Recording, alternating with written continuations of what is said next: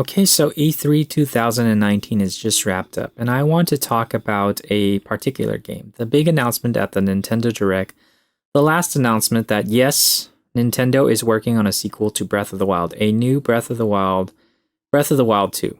Let's talk about something that maybe not everyone's talking about right now because we don't know if that footage is just promotional material, is that narrative stuff, or is that just stuff they're showing us to get us hyped?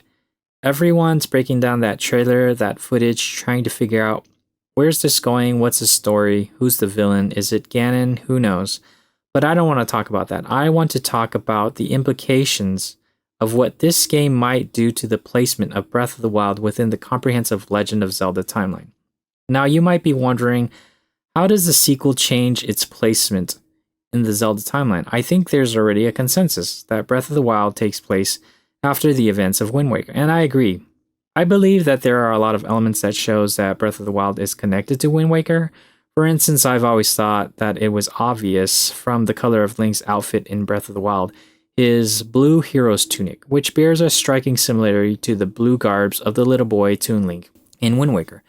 As I've always believed that Toon Link is not really the real Link, remember the hero of time, the quote-unquote real Link, returned to his time after what many had thought to be the defeat of Ganon.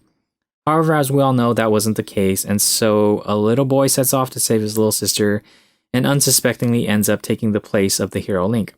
I think this is further evidenced by just the nature of the world, as in both games, we see things play out in a devastated, post-apocalyptic world. In Wind Waker, a drowned world, and in Breath of the Wild, remnants of a world that was, and we don't really see this in any other Zelda game, at least not specifically pertaining to the main world.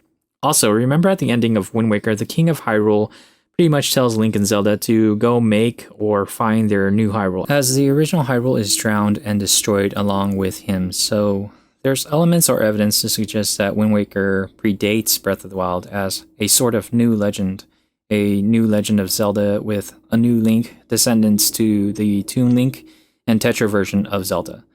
So if we take a look at the footage that was shown for Breath of the Wild 2, the final scene shows Hyrule Castle being lifted into the sky, and I think much like the easily overlooked evidence of the blue tunic of Wind Waker and Breath of the Wild, I think this is actually key to suggesting either of a couple of scenarios that all have to do with The Legend of Zelda Skyward Sword. And yes, the castle has been lifted in other Legend of Zelda games. However, I think this one is different because of the nature of Breath of the Wild being a new Hyrule and new Zelda and Link, branching from the new Legend of Tetra Zelda and Toon Link. So going back to the different possibilities Breath of the Wild 2 creates, we have at least 3 possible scenarios for its placement on the Legend of Zelda timeline. Scenario 1, Breath of the Wild 2 is the latest game in the timeline, continuing after Wind Waker, and relates to Skyward Sword as being like that game as an origin or new beginning of a new Legend of Zelda story. And thus, we might have a new villain, a new world, possibly a Hyrule that will be skyward bound maybe. And if so, if it is the case that this is still a completely new branch continuing from the Wind Waker, then Link will continue to don his blue hero tunic as being the main hero outfit. Scenario 2, Breath of the Wild, along with Wind Waker, actually predates Skyward Sword and tells the story of how Link and Zelda establishes the tropes of The Legend of Zelda, in which case the villain or mummy we see in the trailer will be Ganondorf, and Link will somehow come to find a new outfit, the green outfit that we are all accustomed to. Scenario 3 is pretty much the same as Scenario 2. The only difference would be that Wind Waker does not predate Breath of the Wild, and instead Breath of the Wild takes place before Skyward, making it the origin of The Legend of Zelda, while Wind Waker still takes its place further into the future of Skyward.